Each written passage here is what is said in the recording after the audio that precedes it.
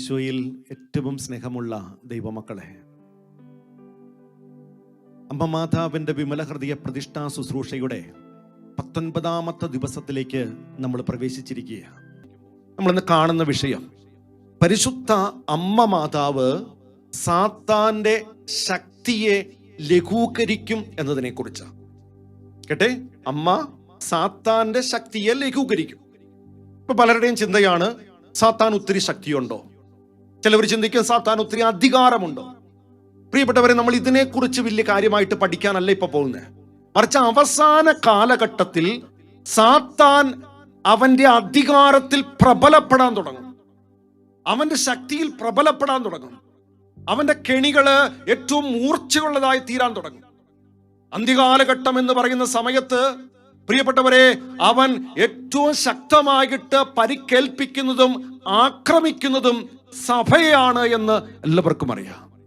ഇന്ന് നമ്മൾ തിരിച്ചറിഞ്ഞോണം പ്രിയപ്പെട്ടവരെ, ഈ സഭയെ മാത്രമല്ല, സഭയിലെ തെരഞ്ഞെടുക്കപ്പെട്ടവരെയാണ് ഏറ്റവും കൂടുതൽ അവൻ ആക്രമിക്കുന്നതും അവൻ പരിക്കേൽപ്പിക്കുന്നതും അവന്റെ ശക്തി പ്രകടിപ്പിക്കുന്നതും. Praise the lord. പറഞ്ഞേ ഹല്ലേലൂയ. ശക്തിയോടെ പറഞ്ഞേ ഹല്ലേലൂയ. അതുകൊണ്ടാണ് പ്രിയപ്പെട്ടവരെ, വെളിപാടിന്റെ പുസ്തകം 13-ാം അധ്യായം 7-ാമത്തെ വചനം പഠിപ്പിക്കുന്നു, വിശുദ്ധരോട് പോരാടി അവരെ കീഴടക്കാനുള്ള അധികാരം അവന് നൽകപ്പെട്ടു. എന്നെ ഒത്തിരിയേറെ പേടിപ്പിച്ച് കളഞ്ഞ ഒരു വചനമായത്. കേട്ടെ പ്രിയപ്പെട്ടവരെ, വിശുദ്ധരോട് പോരാടി അവരെ കീഴ്പ്പെടുത്താനുള്ള അധികാരം അതിന് നൽകപ്പെട്ടു. വിശുദ്ധരോട് പോരാടാൻ മാത്രമല്ല, ആ വിശുദ്ധരായവരെ കീഴ്പ്പെടുത്താനുള്ള അധികാരം ആർക്ക് കിട്ടി? അവസാന കാലഘട്ടത്തിൽ അവന് കിട്ടി. അപ്പൊ നമ്മൾ ചിന്തിച്ചോണം പ്രിയപ്പെട്ടവർ, ഈ കാലഘട്ടത്തിൽ നമ്മൾ എത്ര പെട്ടെന്ന് അവന് കീഴ്പ്പെടുത്താൻ പറ്റുക? നമ്മളോട് ഏതു സമയത്ത് അവൻ പോരാടുക മാത്രമല്ല, നമ്മൾ വിശുദ്ധരല്ലെങ്കിൽ പ്രിയപ്പെട്ടവരെ പെട്ടെന്ന് വീഴും. ഇനി വിശുദ്ധരായവരോട് പോലും അവൻ പോരാടുകയും അവരെ കീഴ്പ്പെടുത്തുകയും ചെയ്യുന്ന കാലഘട്ടമാണ് ഇനി വരാൻ പോകുന്ന കാലഘട്ടം. അതുകൊണ്ടാണ് പ്രിയപ്പെട്ടവരെ മനസ്സിലാക്കണ്ടേ, തെരഞ്ഞെടുക്കപ്പെട്ടവരെ വഴിതെറ്റിക്കാൻ തക്കവിധം ആയിരിക്കും സാത്താന്റെ ഇനിയുള്ള കാലഘട്ടത്തിലെ പ്രവർത്തനം. Price the lord. പറഞ്ഞേ ഹല്ലേലൂയ. ശക്തിയോടെ പറഞ്ഞേ ഹല്ലേലൂയ. അപ്പൊ നമ്മൾ ഇവിടെ മനസ്സിലാക്കേണ്ട കാര്യം, ആരാണ് തെരഞ്ഞെടുക്കപ്പെട്ടവർ? തെരഞ്ഞെടുക്കപ്പെട്ടവർ എന്ന് പറയുന്ന എല്ലാ കത്തോലിക്ക വിശ്വാസികളും തെരഞ്ഞെടുക്കപ്പെട്ടവരാ, എല്ലാ വൈദികരും തെരഞ്ഞെടുക്കപ്പെട്ടവരാ, എല്ലാ സമർപ്പിതരും തെരഞ്ഞെടുക്കപ്പെട്ടവരാ, എല്ലാ മെത്രാന്മാരും തെരഞ്ഞെടുക്കപ്പെട്ടവരാ, എല്ലാ സന്യസ്തരും തെരഞ്ഞെടുക്കപ്പെട്ടവരാ, എല്ലാ കർദിനാൾമാരും തെരഞ്ഞെടുക്കപ്പെട്ടവരാ, മാർപ്പാപ്പയും തെരഞ്ഞെടുക്കപ്പെട്ട വ്യക്തിയാ. അപ്പൊ ഇവരെ ആയിരിക്കും സാത്താൻ ഇനിയുള്ള കാലഘട്ടത്തിൽ ഏറ്റവും കൂടുതൽ ആക്രമിക്കുന്നതും പരിക്കേൽപ്പിക്കുന്നതും. ഇവർക്കെതിരായിട്ടായിരിക്കും സാത്താൻ ഏറ്റവും കൂടുതൽ കെണിയൊരുക്കുന്നത്.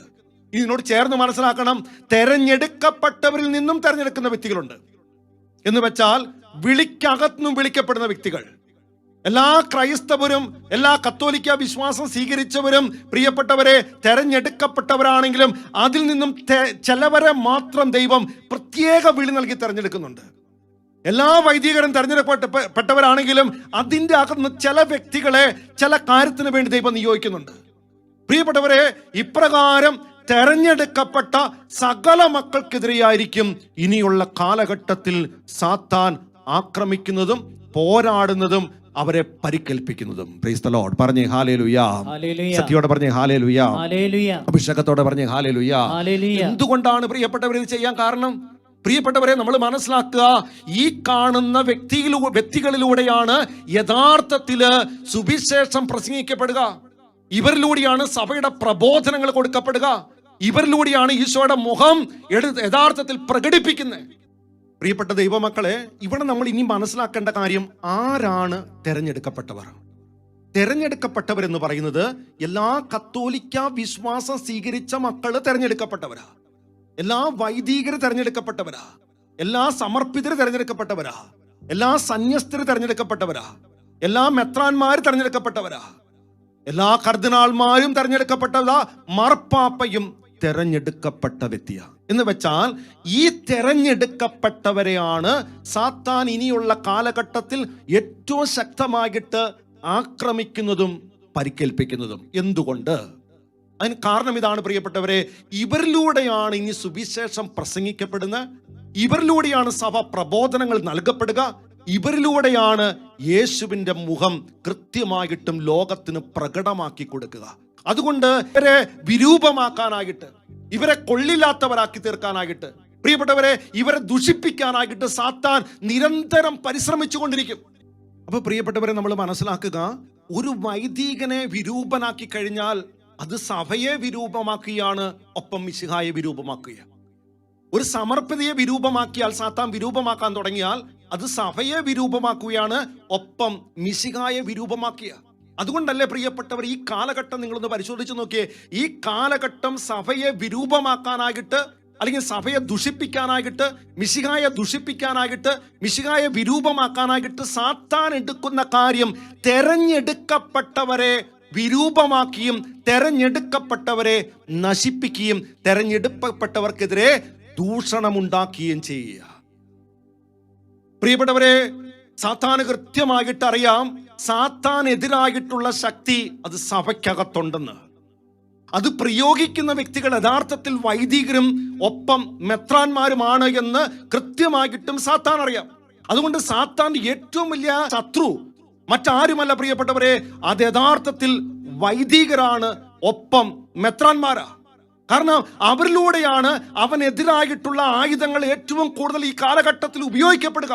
അതുകൊണ്ട് ചെയ്യുന്ന കാര്യം എന്താ? സാത്താൻ ഇവർക്കെതിരെയാണ് ഈ കാലഘട്ടത്തിൽ ഏറ്റവും കൂടുതൽ ഓരോ പ്രശ്നങ്ങൾ ഉണ്ടാക്കി ഇവരെ നശിപ്പിക്കാൻ നോക്കുന്നത്. നമ്മൾ മാധ്യമങ്ങൾ എടുത്ത് നോക്കിക്കേ, ഈ ലോകത്ത് എന്തോരം പ്രശ്നങ്ങൾ ഉണ്ടായാലും, എത്രമാത്രം തീരാമാറ പ്രശ്നങ്ങൾ കയറി വന്നാലും, ഒരു വൈദികൻ എന്തെങ്കിലും പറ്റുമ്പോൾ അത് ലോകം മുഴുവനും പാട്ടാക്കി നശിപ്പിക്കുന്ന, ദൈവമക്കളുടെ വിശ്വാസം പോലെ ചെയ്യിപ്പിച്ചു കൊണ്ടിരിക്കുന്ന ഒരവസ്ഥ ഈ കാലഘട്ടം നിങ്ങൾ പരിശോധിച്ചാൽ കൃത്യമായിട്ട് അത് മനസ്സിലാക്കാനായിട്ട് പറ്റും. ഈ കാലഘട്ടത്തിലും ഇനി വരാൻ പോകുന്ന കാലഘട്ടത്തിലും സാത്താൻ ചെയ്യുന്ന ഏറ്റവും പ്രധാനപ്പെട്ട കാര്യം, അവന്റെ യുദ്ധം എന്ന് പറയുന്നത് ഈ പുരോഹിതരെ ദുഷിപ്പിക്കുക, വിരൂപമാക്കുക, മെത്രാന്മാരെ ദുഷിപ്പിക്കുക, വിരൂപമാക്കുക. ഇതല്ലേ മക്കളെ ഇന്ന് ഈ കാലഘട്ടത്തിൽ കാണുന്നേ? ഇതിന് വർദ്ധിച്ചു വർദ്ധിച്ചു വർദ്ധിച്ചു കൊണ്ടുവരും. കാരണം പ്രിയപ്പെട്ടവരെ, സഭയുടെ 7 കുദാശ അവന് പേടിയാ. കാരണം ഈ 7 കുദാശ അവനെ തകർക്കുന്ന, സഭയുടെ വിശുദ്ധീകരണത്തിനുള്ള കുദാശയാണ് പരിശുദ്ധ കുർബാന, പാപമോചനത്തിന്റെ കുദാശയാണ് പരിശുദ്ധ കുംഭസാരം, പൈശാചിക ശക്തികളെ തകർക്കുന്ന കുദാശയാണ് മാമോദീസ, കുടുംബത്തെ വിശുദ്ധീകരിക്കുന്ന കുദാശയാണ് വിവാഹം, നിത്യജീവനിലേക്ക് മനുഷ്യനെ അടുപ്പിക്കുന്ന കുദാശയാണ് രോഗീലേപനം. പ്രിയപ്പെട്ടവരെ, ഈ കുദാശികളുടെ മുഴുവനും സാത്താൻ അവന്റെ ശക്തി ക്ഷയിച്ചു കളയേണ്ട അവസ്ഥയാ. അതുകൊണ്ട് തന്നെ ഈ കുദാശക്കെതിരെ അവൻ ശക്തമായിട്ട് ഇനിയുള്ള കാലഘട്ടത്തിൽ പോരാടും. ഈ കുദാശ ഒരു ശക്തിയില്ലാത്തതാണെന്ന് ലോകത്തോട് പ്രചരിപ്പിക്കാൻ തുടങ്ങും. ഈ കുദാശയുടെ തെറ്റായ കാര്യങ്ങൾ അവൻ പഠിപ്പിക്കാനായിട്ട് തുടങ്ങും. അങ്ങനെ ഈ കുദാശക്കെതിരെ അവൻ ആഞ്ഞടിക്കും. പ്രിയപ്പെട്ടവരെ, ആദ്യം വൈദികർക്കും മെത്രാന്മാർക്കുമെതിരെ അവൻ ആക്രമിക്കാൻ, അവഹേളിക്കാൻ തുടങ്ങും. 2, കുദാശകൾക്കെതിരെ അവൻ ആക്രമിക്കാനും അവഹേളിക്കാനും പരിക്കേൽപ്പിക്കാനും തുടങ്ങും. മൂന്നാമതായിട്ട് അവൻ ചെയ്യുന്ന കാര്യം ദൈവത്തിന് സമർപ്പിക്കപ്പെട്ട, പ്രത്യേകിച്ച് 3 വ്രതങ്ങൾ എടുത്ത് സമർപ്പിക്കപ്പെട്ടവരെ ആയിരിക്കും അവൻ ഏറ്റവും കൂടുതൽ ഇനിയുള്ള കാലഘട്ടത്തിൽ അവഹേളിക്കാൻ തുടങ്ങുന്നതും ആക്രമിക്കാൻ തുടങ്ങുന്നതും. കാരണം എന്താ പ്രിയപ്പെട്ടവരെ, സുവിശേഷം ജീവിക്കുന്നതാണ് യഥാർത്ഥത്തിൽ 3 വ്രതങ്ങളിലൂടെ. ഒപ്പം തൻ്റെ പരിഹാര ജീവിതത്തിലൂടെ അവർ ഈ ലോകത്തെ വിശുദ്ധീകരിക്കുക. ഇത് സാത്താൻ ഏറ്റവും കൂടുതൽ വിഷമം ഉണ്ടാക്കുന്ന കാര്യമാണ്. അതുകൊണ്ട് തന്നെ ഇനിയുള്ള കാലഘട്ടം ഈ ലോകത്തെ നശിപ്പിക്കണമെങ്കിൽ സമർപ്പിതരെ, സന്യസ്തരെ, പ്രത്യേകിച്ച് 3 വ്രതം എടുത്തിട്ടുള്ളവരെ നശിപ്പിക്കണം. അതുകൊണ്ട് തന്നെ പ്രിയപ്പെട്ടവരെ, ഇനിയുള്ള കാലഘട്ടത്തിൽ ഇവരെ കുറിച്ച് ഏതൊക്കെ മോശപ്പെട്ട രീതിയിൽ പ്രചരിപ്പിക്കാൻ പറ്റുമോ അപ്രകാരം പ്രചരിപ്പിച്ചുകൊണ്ട് അവൻ അവരെ തകർക്കാനായിട്ട് നോക്കും. Price the lord. പറഞ്ഞേ ഹല്ലേലൂയ. സത്യത്തോടെ പറഞ്ഞേ ഹല്ലേലൂയ. അഭിഷേകത്തോടെ പറഞ്ഞേ ഹല്ലേലൂയ.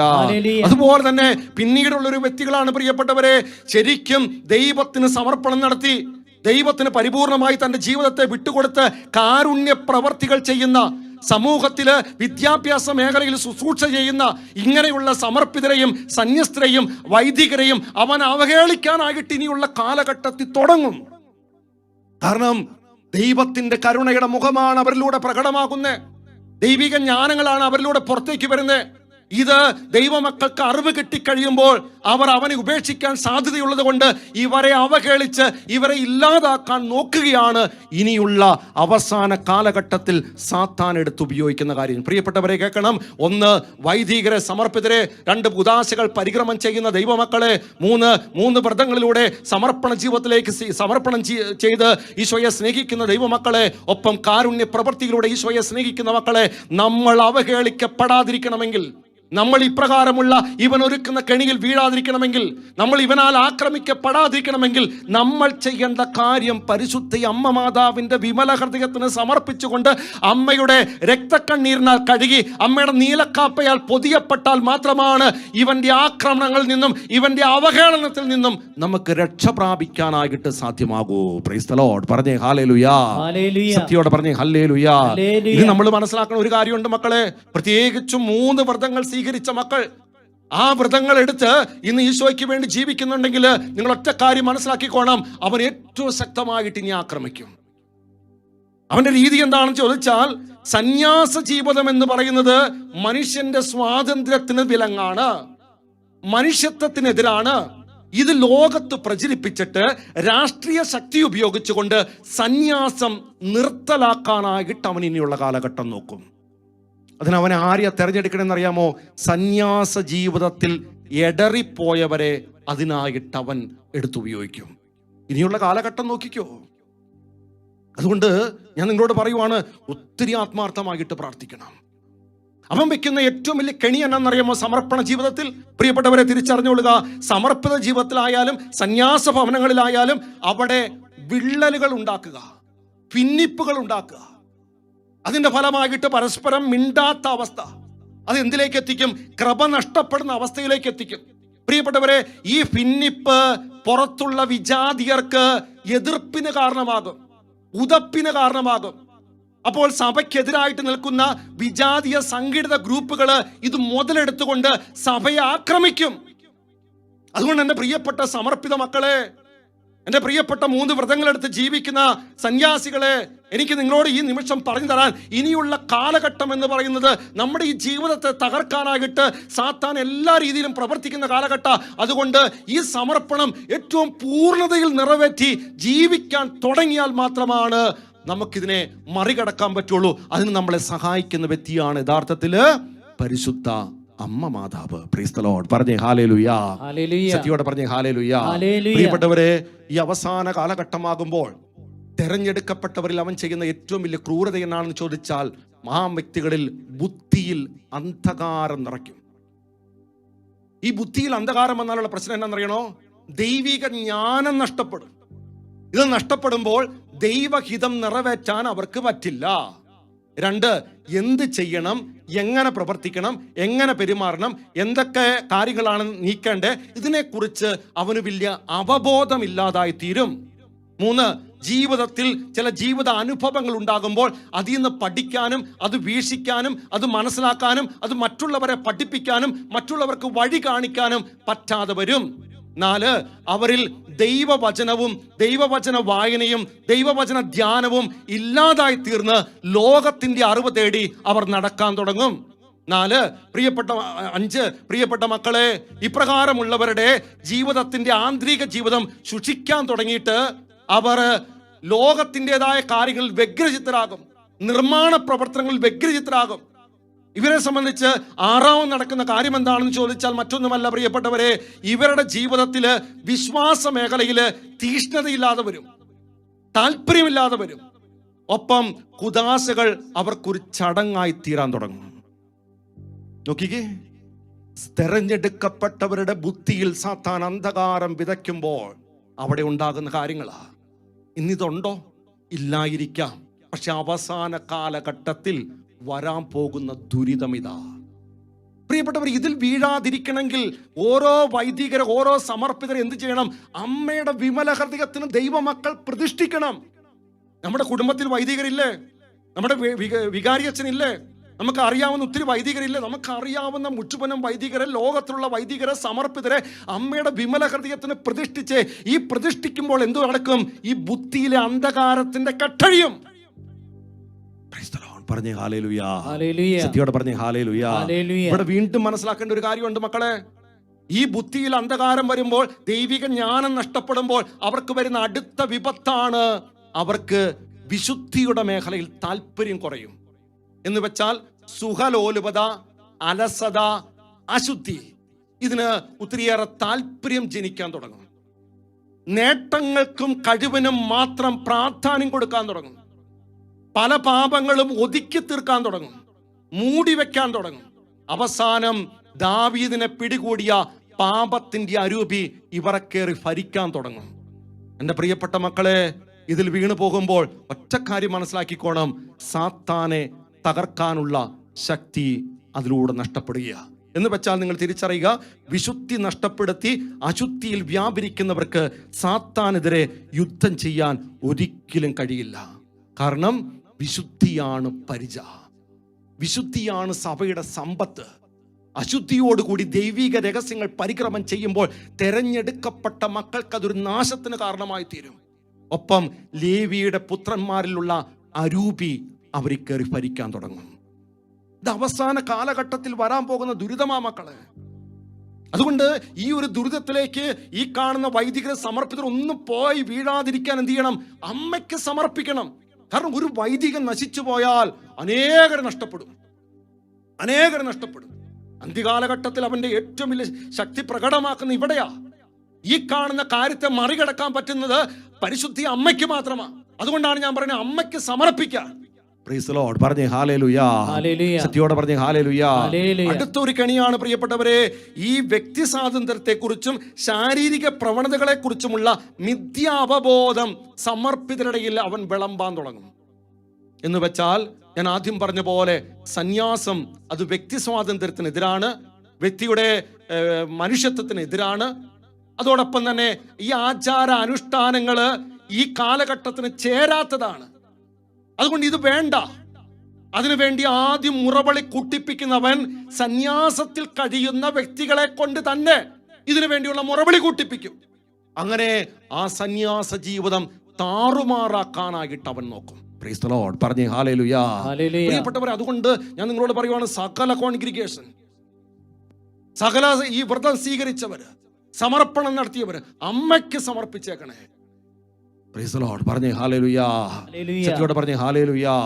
വീണ്ടും മക്കളെ കേട്ടെ, അവൻ ആദ്യം ബുദ്ധിയിൽ അന്ധകാരം, 2 ഹൃദയത്തിൽ അന്ധകാരം നിറയ്ക്കും.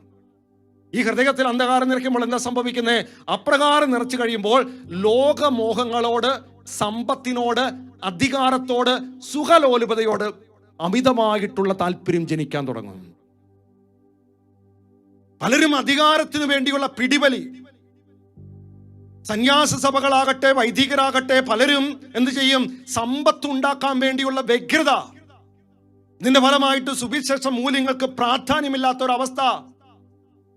പ്രിയപ്പെട്ടവരെ, ഇവിടെ ഒരു കൊച്ചു കാര്യം പറഞ്ഞു തരാൻ ഞാൻ ആഗ്രഹിക്കുക. മറ്റൊന്നുമല്ല, ലാളിത്യം ജീവിത ശൈലിയാക്കാത്ത സഭയ്ക്ക് തിന്മയ്ക്കെതിരെ പോരാടാനായിട്ട് പറ്റില്ല കേട്ടോ. വീണ്ടും ഞാൻ ഒരു കാര്യം കൂടി പറയുവാണ്. ആത്മബലം നഷ്ടപ്പെട്ട സഭയാണ് മതപീഡനമേറ്റ സഭയേക്കാൾ കൂടുതൽ മോശമായ അവസ്ഥയിലേക്ക് പോകുന്നത്. ആത്മബലം നഷ്ടപ്പെട്ട സഭയാണ് എന്ത് പ്രിയപ്പെട്ടവരെ? പീഡനത്തിനിരയായ സഭയേക്കാൾ കൂടുതൽ മോശകരമായ അവസ്ഥയിലേക്ക് പോകുന്നത്. നമ്മൾ ശരിക്കും ആത്മപരിശോധന നടത്തേണ്ടതാ. എന്നെ കേൾക്കുന്ന മെത്രാന്മാരുണ്ടെങ്കിൽ, വൈദികരുണ്ടെങ്കിൽ, സമർപ്പിതരുണ്ടെങ്കിൽ, സന്യസ്തരുണ്ടെങ്കിൽ, നമ്മുടെ കോൺഗ്രിഗേഷൻ ആത്മബലം നഷ്ടപ്പെട്ടു പോയിക്കൊണ്ടിരിപ്പുണ്ടോ? ലാളിത്യത്തിന്റെ അഭിഷേകം കുറഞ്ഞു പോകുന്നുണ്ടോ? ഇതൊക്കെ നഷ്ടപ്പെട്ടാലുള്ള കാര്യം എന്താണെന്നറിയണോ പ്രിയപ്പെട്ടവരെ? നിരാശ കയറി പിടികൂടും. ഇതിനെ മറികടക്കാനായിട്ട് ചെയ്യുന്ന കാര്യം, സോഷ്യൽ മീഡിയയ്ക്ക് നമ്മൾ അടിമപ്പെടും. അത് വിളമ്പിത്തരുന്ന അശുദ്ധിയും അത് വിളമ്പിത്തരുന്ന തിന്മയും നമ്മുടെ ബുദ്ധിയിലും ഹൃദയത്തിലും നിറയാൻ തുടങ്ങും. ഇത് നിരാശയിലേക്ക് കൂപ്പുകുത്തും. അവർക്ക് ഒന്നും ചെയ്യാൻ പറ്റാത്ത ബലം നഷ്ടപ്പെട്ട ഒരു അവസ്ഥയിലേക്ക് പോകും. പലരും യൂദാസിൽ കഴിയ അരൂപി അവരിലേക്ക് പ്രവേശിക്കാൻ തുടങ്ങും. പലരും അഹങ്കാരികളായി തീരാൻ തുടങ്ങും. അതിന്റെ ഫലമായിട്ട് അവർ തന്നിഷ്ടം ചെയ്യും. അധികാരികളെ ചോദ്യം ചെയ്യാൻ തുടങ്ങും. അവർ അധികാരത്തിനെതിരായിട്ട് പ്രവർത്തിക്കാൻ തുടങ്ങും. ഇതൊക്കെ അവസാന കാലഘട്ടത്തിൽ ഈ ഹൃദയം കഠിനമായി തീരുമ്പോൾ നടക്കാൻ പോകുന്ന കാര്യങ്ങൾ ഇങ്ങനെയുള്ള കാര്യങ്ങളായിരിക്കും. പ്രിയപ്പെട്ടവരെ, ഇതിന്റെ ഫലമായിട്ട് നടക്കുന്ന മറ്റൊരു കാര്യം എന്താണെന്ന് ചോദിച്ചാൽ, മറച്ചു വെച്ചിരിക്കുന്ന പല പാപങ്ങളും പുറത്തു വരികയും അവർക്ക് സ്വയം ആത്മനാശത്തിനു വേണ്ടി അവർ തന്നെ സമർപ്പിക്കുകയും ചെയ്യും. ഒന്നിനോടും പ്രതിബദ്ധത ഇങ്ങനെയുള്ളവർക്കുണ്ടാവില്ല. അതോടൊപ്പം തന്നെ സംഭവിക്കുന്ന കാര്യമാണ് വെറുപ്പും വിദ്വേഷവും അസൂയയും അവർ കയറി മൂടാൻ തുടങ്ങും. കായേലിന്റെ അരൂപി അവരെ കയറി കൂടാൻ തുടങ്ങും. അവർ സൽപ്പേര് കളയുന്ന മക്കളായി തീരും. ഇതിന്റെ ഫലമായിട്ട് കക്ഷി രാഷ്ട്രീയം തുടങ്ങും, തർക്കങ്ങൾ തുടങ്ങും, കോടതി വിധികൾ തുടങ്ങും. ഇതിന്റെ ഫലമായിട്ട് ദുരാസക്തി, ദുർമോഹം അവരെ കയറി ഭരിക്കും. മക്കളെ, അച്ഛൻ ഈ പറയുന്ന കാര്യം ഒന്ന് ശ്രദ്ധിച്ചോ. ഇനിയുള്ള കാലഘട്ടത്തിൽ ഇതൊക്കെ ഇങ്ങനെ സഭയ്ക്കകത്ത് പൊങ്ങി വരുന്ന കാണാൻ പറ്റും. എന്തിനാ? കാരണം അവന് തെരഞ്ഞെടുക്കപ്പെട്ടവരെ കൊഴിച്ചാലാണ് ഈ കാണുന്ന ലോകത്തെ ജനത്തെ നേടിയെടുക്കാൻ പറ്റൂ. അതുകൊണ്ട് തെരഞ്ഞെടുക്കപ്പെട്ടവർ തീർന്നു പോയിക്കൊണ്ടിരിക്കുമ്പോൾ, അവഹേളിതരായി തീരുമ്പോൾ മക്കളെ കൈയടിച്ച് പ്രോത്സാഹിപ്പിക്കല്ല ചെയ്യേണ്ട, മറിച്ച് അമ്മയ്ക്ക് സമർപ്പിച്ച് അവരെ തിരിച്ചു പിടിക്കാൻ ഇനിയുള്ള കാലഘട്ടത്തിൽ ദൈവമക്കൾ പരിശ്രമിക്കണം. Price the lord. പറഞ്ഞേ ഹല്ലേലൂയ. ശക്തിയോടെ പറഞ്ഞേ ഹല്ലേലൂയ. പ്രിയപ്പെട്ടവരെ, മനസാക്ഷി മരവിച്ച് കഴിയുമ്പോൾ, ബുദ്ധിയിൽ അന്ധകാരം വരുമ്പോൾ ചെയ്യുന്ന ഒരു കാര്യം കൂടിയുണ്ട്. അത് മറ്റൊന്നുമല്ല, വിശ്വാസ മേഖലയിൽ അന്ധകാരം നിറയും. എന്ന് വെച്ചാൽ യേശുക്രിസ്തു ഏകനാഥനും ഏകരക്ഷകനുമാണെന്ന് പുറത്തു പറയാൻ മടി തുടങ്ങും. ഇത് സമൂഹത്തിൽ ഞങ്ങൾക്ക് ശരിയായിട്ടുള്ള ഒരു കാര്യമല്ല, നിലനിൽപ്പിന് ശരിയായിട്ടുള്ള കാര്യമല്ല, യേശുക്രിസ്തു ഏകരക്ഷകനല്ല, ഈ ഒരു ചിന്താഗതി കയറി വരാൻ തുടങ്ങും. ഇനിയുള്ള കാലഘട്ടത്തിൽ പല വൈദികരും ഇപ്രകാരം പറയാൻ തുടങ്ങും: പരിശുദ്ധി അമ്മയിൽ അമലോത്ഭവമില്ല, അവൾ ദൈവമാതാവല്ല, അവൾ സ്വർഗാരോപതി അല്ല, അവൾ നിത്യകന്യകയല്ല, ഈശോയുടെ രണ്ടാം വരവില്ല, നിത്യജീവനില്ല, ശുദ്ധീകരണ സ്ഥലം ഇല്ല. ഇങ്ങനെയുള്ള ചില ടീച്ചിങ് ഇതിന്റെ അകത്തുനിന്ന് പുറത്തേക്ക് വരും. പലരും ഈ മതവിശ്വാസം ഉപേക്ഷിച്ച് മറ്റു മതത്തിലേക്ക് പോയി ചേരും. പലരും നിരീശ്വര പ്രസ്ഥാനത്തിൽ ചേരും. പലരും ഫ്രീമേഴ്സണറി പോയി സഭയ്ക്കെതിരായി പ്രവർത്തിക്കാൻ തുടങ്ങും. എന്റെ പ്രിയപ്പെട്ട മക്കളെ, സഭയുടെ നേതൃത്വത്തിൽ പലർക്കും വീഴ്ചകൾ ഉണ്ടാകാൻ തുടങ്ങും. ഞാൻ ഈ പറഞ്ഞു വരുന്നതെല്ലാം അന്ത്യകാലഘട്ടത്തിൽ സാത്താൻ കയറി ഭരിക്കുന്ന, അവന്റെ ശക്തി പ്രകടിപ്പിക്കുന്ന, അവന്റെ കെണി ഒരുക്കുന്ന മേഖലയാ. ഇതൊരു സൈഡിൽ നടക്കുമ്പോൾ മറ്റൊരു സൈഡിൽ ഒരു കാര്യം നടക്കുന്നുണ്ട്. അനേകര് ചെയ്യാത്ത തെറ്റിന് പീഡനമേറ്റ് അവരിങ്ങനെ സ്വയം എരിഞ്ഞ് കരഞ്ഞും പ്രാർത്ഥിച്ചും തീർന്നുകൊണ്ടിരിക്കും. അവരുടെ കണ്ണീരും അവരുടെ തപോഷ്ട ജീവിതവുമാണ് സഭയെ താങ്ങി വിശുദ്ധീകരിച്ച് ഉയർത്തിക്കൊണ്ടുവരിക. ഒരു സൈഡിൽ ഈ സാത്താൻ നാശം വിതയ്ക്കുമ്പോൾ ഇതിൻ്റെ ഫലമായിട്ട് മറ്റൊരു സൈഡിൽ അനേകര് ചെയ്യാത്ത തെറ്റിന് വേദന അനുഭവിച്ച് സഹിച്ച് പീഡനം ഏറ്റെടുത്തുകൊണ്ട് അവർ ഇങ്ങനെ സഹിച്ച് കാഴ്ചവെക്കാൻ തുടങ്ങും. ഇവരുടെ ഈ സഹനത്തിൻ്റെയും പ്രാർത്ഥനയുടെയും തപോഷ്ട ജീവിതത്തിൻ്റെയും ഫലമായിട്ട് സഭയിൽ ഒരു സൈഡിൽ വിശുദ്ധര് ഉയർന്നു വരാൻ തുടങ്ങും, ഒപ്പം താപസികൾ ഉയർന്നു വരാൻ തുടങ്ങും. അവസാന കാലഘട്ടം നോക്കിക്കോ. അതുകൊണ്ട് എനിക്ക് നിങ്ങളോട് പറഞ്ഞു തരാനുള്ള ഒരു പ്രധാനപ്പെട്ട കാര്യത, ഇത്രയും നാളുണ്ടായിരുന്ന പ്രാർത്ഥന ഇനി പോരാ. ഇനി പ്രാർത്ഥനയുടെ ശക്തി കൂട്ടണം, ഉപവാസം കൂട്ടണം, അനുതാപം കൂട്ടണം, പ്രാർത്ഥന കൂട്ടണം, മധ്യസ്ഥ പ്രാർത്ഥന കൂട്ടണം, പരിശുദ്ധ ബലിയോടുള്ള താല്പര്യം കൂട്ടണം, കുദാശകളോടുള്ള താല്പര്യം കൂട്ടണം. എന്നാൽ മാത്രമാണ് മക്കളെ ഇനിയുള്ള കാലഘട്ടത്തിൽ സാത്താന്റെ ശക്തിയെ ലഘൂകരിച്ചുകൊണ്ട് പരിശുദ്ധി അമ്മയ്ക്ക് നമ്മളെ രക്ഷിക്കാൻ പറ്റൂ. അതുകൊണ്ട് നമുക്ക് പരിശുദ്ധി അമ്മയുടെ വിമല ഹൃദയത്തിന് സഭയെയും സഭാതനയരെയും സഭാ മക്കളെയും എല്ലാം പ്രതിഷ്ഠിച്ച് ഈ അമ്മയ്ക്ക് മാത്രമാണ് ഇവൻ കാണിക്കാൻ പോകുന്ന സകല അധികാരത്തെയും സകല ശക്തിയെയും ലഘൂകരിക്കാൻ പറ്റൂ എന്ന സത്യം മനസ്സിലാക്കി സകലരും പരിശുദ്ധി അമ്മയിലേക്ക് വരണം. മറ്റൊരു കാര്യം കൂടി അച്ഛൻ വെളിപ്പെടുത്താനായിട്ട് ആഗ്രഹിക്കുക. പ്രിയപ്പെട്ടവരെ, ഒരു കാര്യമാണ്, ക്രിസ്തു സാക്ഷികളുടെ ജീവന്റെ മേൽ കൈവയ്ക്കാനുള്ള അധികാരം പരിശുദ്ധി അമ്മ ലഘൂകരിക്കും. ക്രിസ്തു സാക്ഷികളുടെ മേൽ കൈവയ്ക്കാൻ, അവരെ കൊല്ലാനുള്ള, ജീവന്റെ മേൽ കൈവയ്ക്കാനുള്ള അധികാരം പരിശുദ്ധി അമ്മ ലഘൂകരിക്കും.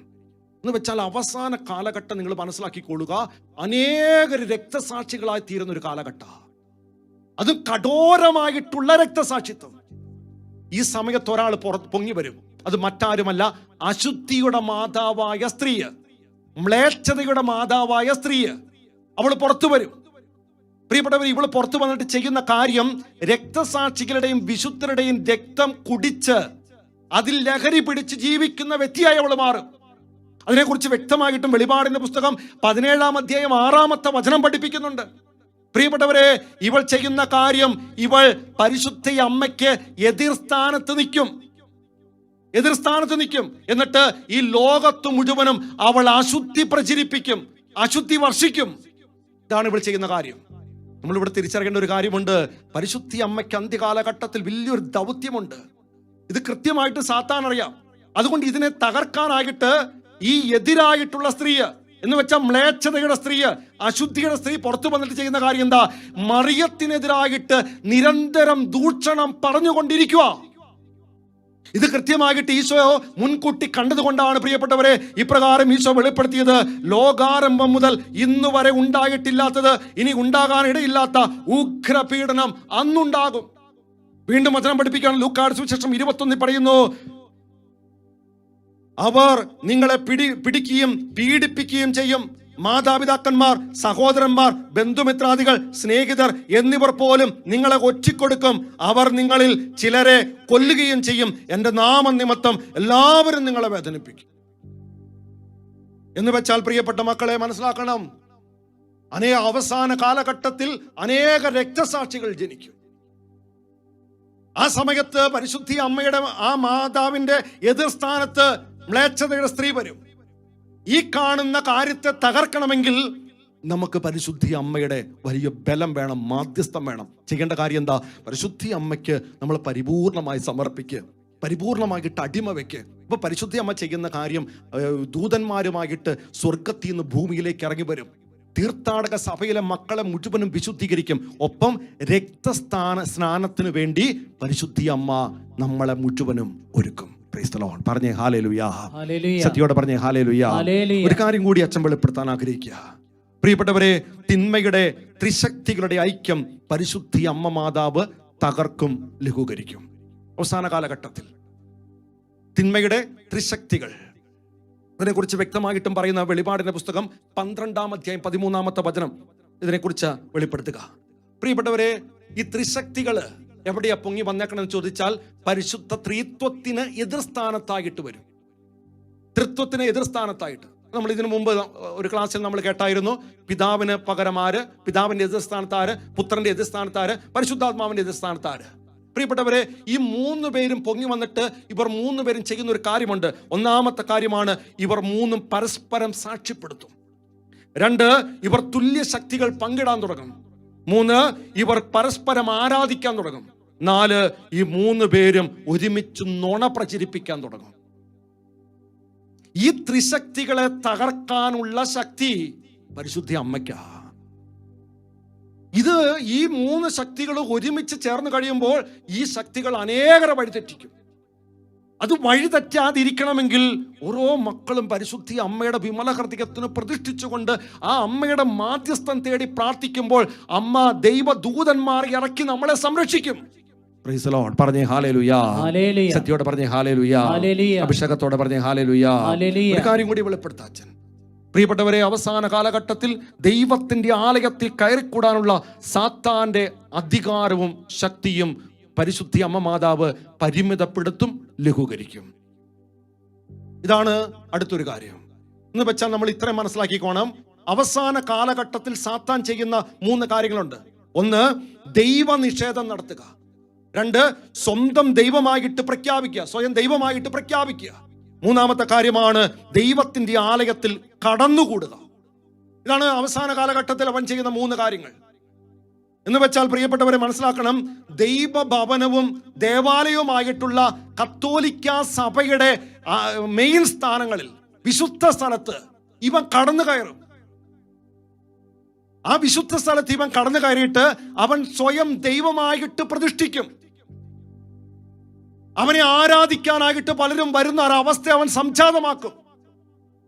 ഇങ്ങനെ ഒരു കാര്യം വരാതിരിക്കണമെങ്കിൽ സഭയെ ആർക്ക് സമർപ്പിക്കണം?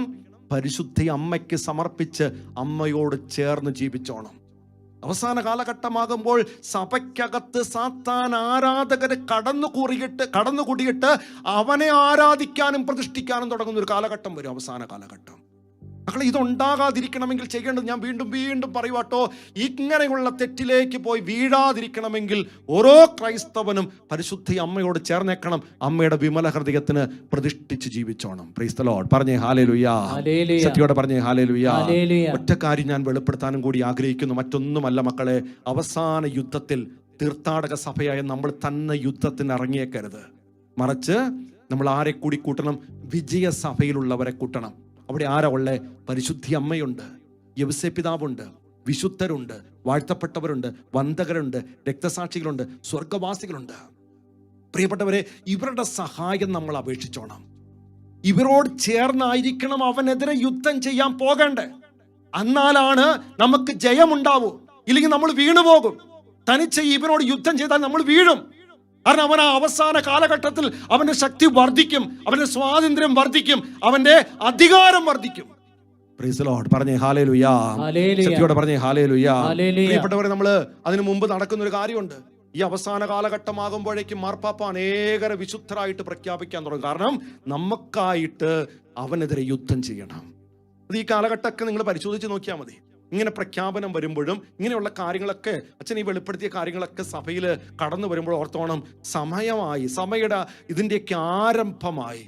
അതുകൊണ്ട് സഭയെ സമർപ്പിക്കണം, വ്യക്തികളെ സമർപ്പിക്കണം, കുടുംബത്തെ സമർപ്പിക്കണം. ഒരാൾ പോലും നശിച്ചു പോകാതിരിക്കണമെങ്കിൽ നമ്മളെല്ലാം പരിശുദ്ധി അമ്മയുടെ വിമല ഹൃദയത്തിന് സമർപ്പിക്കുകയും അമ്മയോട് ചേർന്നുള്ള ജീവിതം നയിക്കുകയും ചെയ്താൽ മാത്രമാണ് ഇതിനെ മറികടക്കാൻ പറ്റുള്ളൂ എന്നുള്ള സത്യം ഓരോ ക്രൈസ്തവരും ഇന്ന് മനസ്സിലാക്കട്ടെ. അതിനുള്ള കൃപാവരം പരിശുദ്ധി അമ്മ ഇന്നത്തെ ദിവസവും ഇനിയുള്ള നാളുകളിൽ നമുക്ക് തരട്ടെ എന്ന് പ്രാർത്ഥിക്കുന്നു. നിത്യനുമായ